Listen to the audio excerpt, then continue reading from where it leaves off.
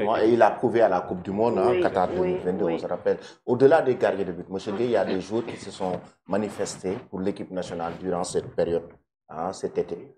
Un joueur comme Sambou Soumano. Ouais. Sambou Soumano, lui, il a fait une bonne saison, mais voilà, l'enfant de Tambacounda, il a fait une bonne saison et il veut rejoindre l'équipe nationale du Sénégal. Il y a aussi Pape Amadou Diallo du FC Metz, donc qui a été à Génération Foot, qui a fait quand même de belles choses dans ce championnat, qui a été avec l'équipe nationale petite catégorie et le CHAN.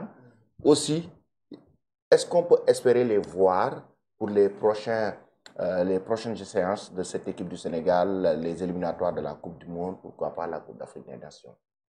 Ouais, bon, ça va être parce que la concurrence, il y a des palettes de joueurs. C'est une question très difficile parce que la concurrence est très rude au Ouais. niveau de l'équipe nationale.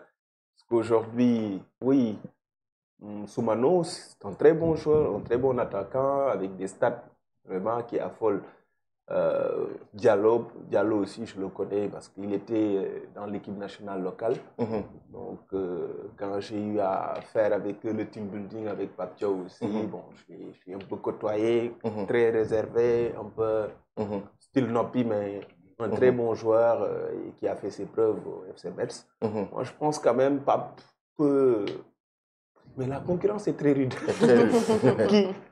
Qu'est-ce que tu vas sortir? Tu vas sortir Idrissa Gueye pour mettre Soumano ou bien que tu vas mettre qui tu vas sortir pour mettre l'autre Pape Diallo?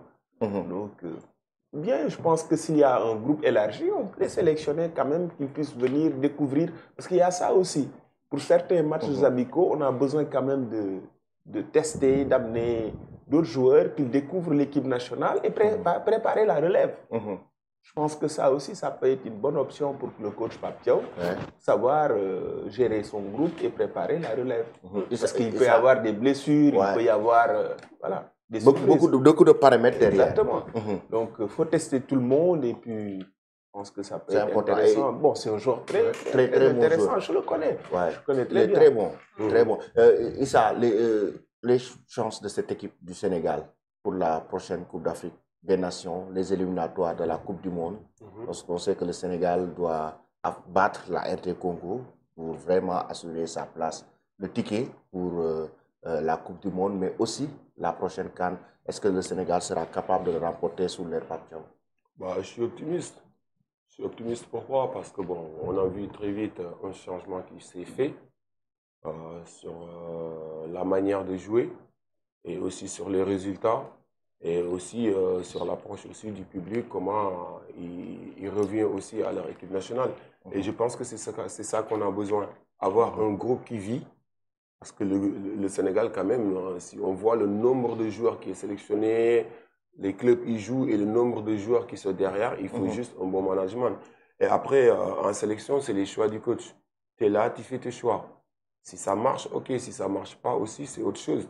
Mais tu assumes tes choix parce que si tu as 1000 joueurs, ils sont tous bons, il faut vraiment des choix. Des choix qui, par rapport à vos systèmes, des choix par rapport à ce que tu proposes et des choix par rapport aussi à la compétition où tu vas aller gagner. Donc, qu'est-ce qui sont les plus aptes pour aller jouer? Et je pense que les matchs qu'on a vus, voilà, moi je suis optimiste quand je dis ça, c'est les matchs que j'ai vus récemment. Contre l'Angleterre, par exemple. Voilà, ils gagnent avec la manière. Et il ne faut pas se poser des questions en se disant que, ouais, c'était ça. Non, c'est ce qui se passe actuellement. Là, ils jouent contre l'Angleterre, ils gagnent avec de la manière.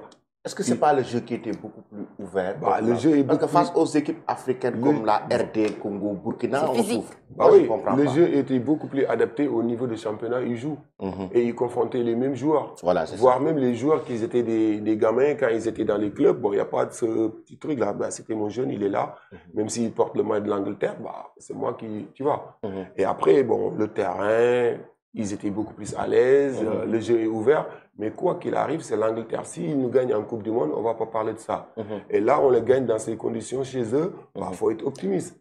Et les matchs aussi qu'on a joués en Afrique, même si c'est difficile, à la fin, tu vas voir que jusqu'à la dernière minute, ils sont là pour gagner le match. Donc, pourquoi ne pas être optimiste et se dire on peut le faire? Et je pense que si derrière, et le staff et tout, on n'a pas cet optimisme-là et tout, et se dire qu'on peut le faire, ça va tarder à venir parce qu'on ne croit même pas en nous.